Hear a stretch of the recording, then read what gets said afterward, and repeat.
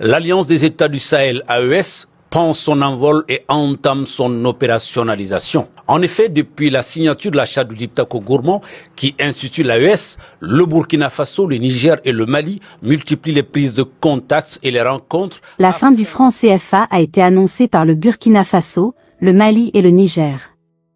Ces pays ont posé les bases d'une monnaie commune appelée le Sahel le 25 novembre 2023 à Bamako, après la création de la Fédération des États du Sahel et l'embryon de la nouvelle Union africaine.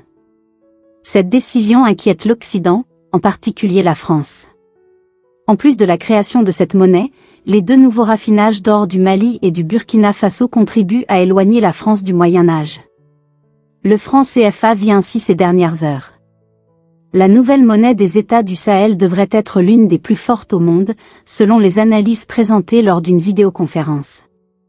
Les statistiques, équivalence avec l'euro, le dollar et le franc CFA ont été discutées.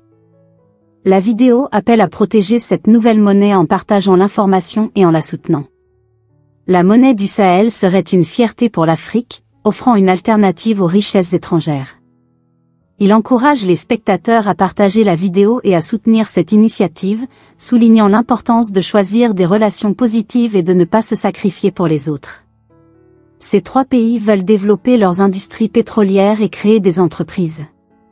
Tout cela contribue à ce qu'on appelle le PIB, c'est-à-dire l'argent brut qui n'est pas directement visible, mais qui est présent dans le matériel, les investissements, etc. Ils ont la possibilité, qu'ils puissent placer dans les banques et utiliser à leur guise, cela contribue à la création de la monnaie.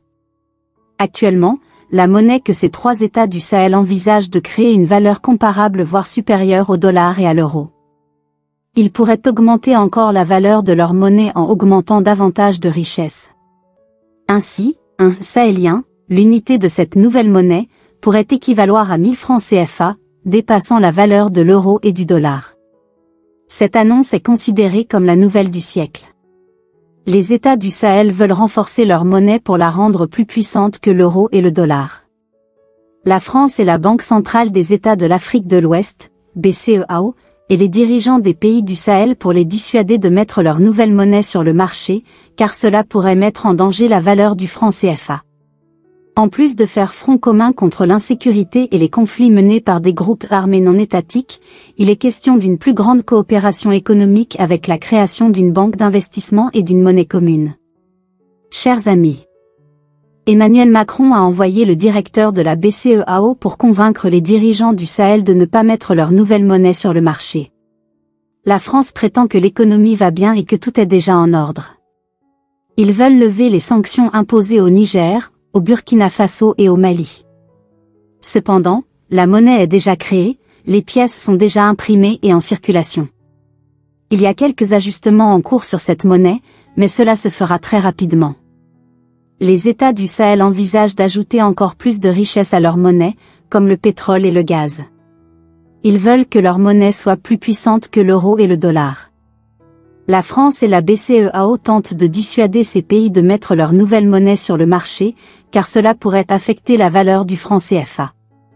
L'Alliance des États du Sahel ambitionne également de renforcer la fluidité et de la sécurité des corridors d'approvisionnement ainsi que l'accélération de la mise en œuvre des projets et programmes énergétiques, agricoles, hydrauliques d'intérêt commun. Le 1er décembre, il a été discuté de la volonté affichée de ces trois pays de se diriger vers une fédération. Cela signifie qu'ils aspirent à devenir un seul pays, mais avant d'atteindre cette étape, ils envisagent de former d'abord une confédération. Dans une confédération, chaque État conserve son autonomie tout en collaborateur et en ayant des relations privilégiées. Le Mali, le Burkina Faso et le Niger étaient auparavant membres du G5 Sahel.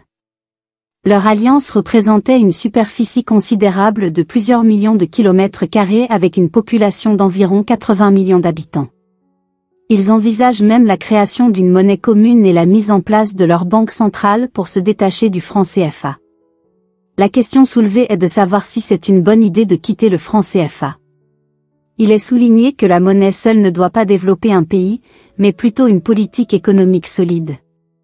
Il est rappelé que certains pays africains avec leur propre monnaie rencontrent également des difficultés économiques. La création d'une monnaie nécessite une réflexion approfondie sur son intégration dans l'économie mondiale. La création d'une fédération entre les pays du Sahel peut apporter de la valeur à leur monnaie.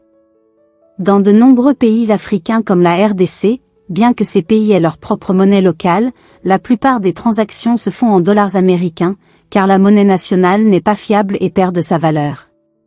Cependant, il faut être prudent dans la création de cette fédération. Certains pays africains ont leur propre monnaie, mais elles ne sont pas largement utilisées en raison de leur manque de fiabilité. Il est important que les pays du Sahel prennent le temps de bien réfléchir à leur projet de fédération, car cela pourrait avoir des répercussions sur l'économie et la stabilité. Il est également souligné que la transition vers une fédération nécessite une réflexion approfondie et ne doit pas être précipitée. Une autre question soulevée concerne la durée pendant laquelle les dirigeants actuels resteront au pouvoir.